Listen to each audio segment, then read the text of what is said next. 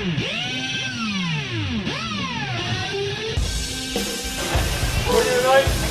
big play. You're that shuttle, making sure that anything's ready. You got your stuff down. Jeff Vinegar. 1, 2, 3. 4 tackles for a loss. Played the whole entire game in their backfield. Albert Romero. 1, 2, 3. 7 catches, 170-some yards. 1, 2, 3. Comes in great team player, goes up every week, all right, works his butt off. He took a position switch last week, just in case, that's great. 1, 2, 3, here we go, let's swing. Hurry up!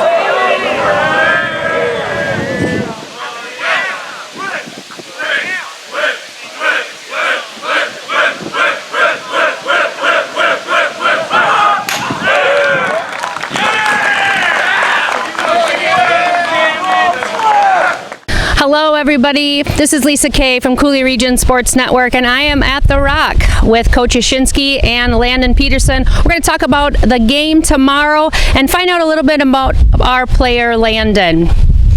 Landon, thanks so much. You're a junior here this year, so why don't you tell us what position you play and what your jersey number is so we can keep an eye out for you. I'm a wide receiver and I wear number 5 on the field. All right, thanks so much. Now, I'm bringing out my notes because I want to make sure that I get these stats right. Last year, you finished with 22 receptions, 397 yards, and 18 yards per catch. So that was for the entire season. But through 6 games this year, you lead the team with 25 catches, 548 yards, and you're averaging now 21.9 yards per catch. So it's quite an improvement. You've had many wide receivers to kind of watch under for the last 3 years. Tell me, what's the most important thing that you've learned from them? Definitely route running was a big thing for me. I wanted to get my routes down. I know I was getting close. I watched Ray. I was able to play with him and learn some stuff from him before he left for Bemidji. And then now I'm just kind of working on my hands. I know I definitely need. I've dropped passes that I definitely need to catch. So that's one thing that I need to definitely work on through the rest of my year. Is just keep working on the simple stuff, the fundamentals. Now, one of your best physical attributes is your speed and how fast you can run. As a matter of fact, you are a Wisconsin state and track field champion. What event did you win the gold medal for? I won the 300 medium hurdles, if you want to call it that. 300 hurdles at state, yeah. Well, congratulations on that. Now, after last season, you guys were successful. You went into the track season very successful. So what kind of mindset then did you have going into summer and kind of trying to prepare and get ready to be that guy on the field, taking over that wide receiver role? I knew it was big shoes to fill. Track was, I was able to build my speed up, and I knew that was going to be a weapon coming into football. But this summer, I knew our goals for football. We wanted to get beyond that level 2, level 3. We want to go deep into November for football, and as a team, that's our goal. And so, I just want to help the team achieve their goals. Get it deep into November, get to Camp Randall. Awesome. So, do you look back on the past 6 games? Do you have a favorite play that you can think of? Oh boy. Gosh. I really don't know. Boy. I really don't know. I don't know. Too many to choose from. Yeah, pick one. Okay. So then it is Oktoberfest. I know I came here last week. We were talking about that. Tell me your thoughts on ketchup. Put on everything. That's one of the go-to condiments I put on the stuff. All right, you've heard it here. Number 5, wide receiver, junior, Landon Peterson. Keep an eye out for him. He's quite fast, so you'll have to watch close, and he likes ketchup. Thanks so much, Landon. We'll see you tomorrow. Thank you. All right, Coach, thanks so much. A little chilly out here. Yeah, We've got some windy football weather. It's about time. So we are 6 seasons in. We play the West Salem Panthers tomorrow. And last season, they were 6-4, very competitive in the MVC. This year, different story with them. They are struggling, have yet to see the first win. Tell me how you keep the guys focused on a game like this where they have to play through the whistle and not just think it's a gimme game. What we talk about from the from the end of last week until this, all this week is we want to play our perfect game. We don't feel like we've done that yet. We had a lot of mistakes last week that we weren't happy with. Penalties, misalignments, just things that we need to clean up. So that's what we talked about, is focusing on that. We're going to coach this game based on film, not on the scoreboard. You can win a game and not play well. You can lose a game and play really well.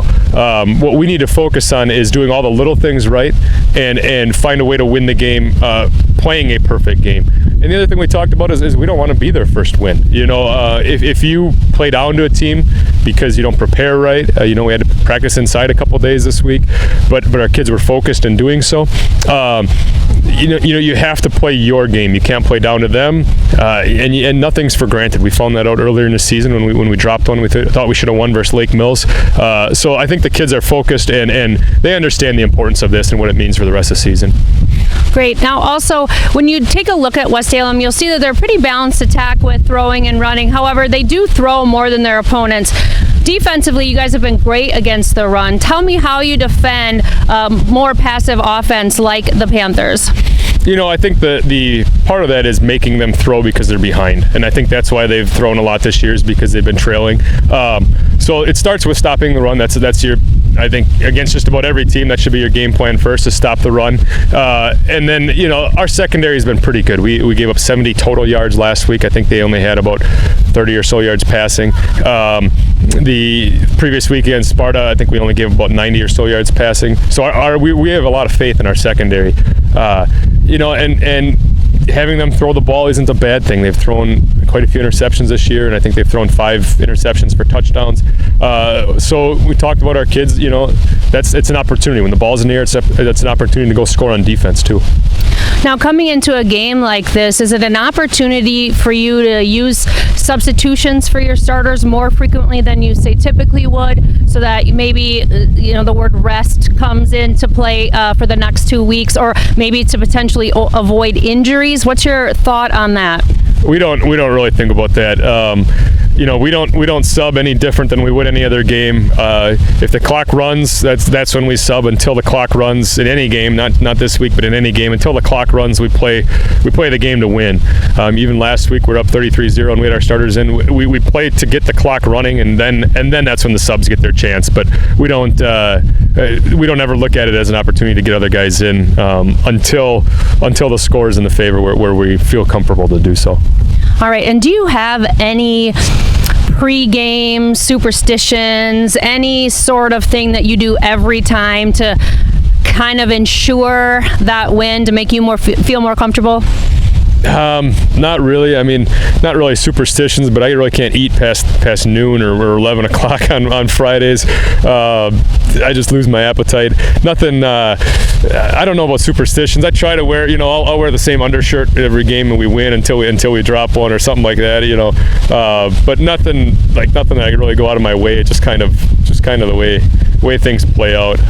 I got too much going on to try and figure out too many superstitions. Bushman gives me 2 pieces of gum before every game. That's one of his superstitions. So, but that's about it. Okay. Perfect. Thank you so much. Good luck tomorrow against the Panthers. And if that shirt gets to be maybe a little smelly, then that's probably good for the team, right? I may wear the same one every week, but it gets to the wash every night after the game. All right. Well, we'll see you in West Salem tomorrow. Thank you so much. All right. This is Lisa Kay from Coulee Region Sports Network. I'm going to send it back to Rick and Scotty for the call of tonight's game where the West Salem Panthers take on Onalaska Hilltoppers.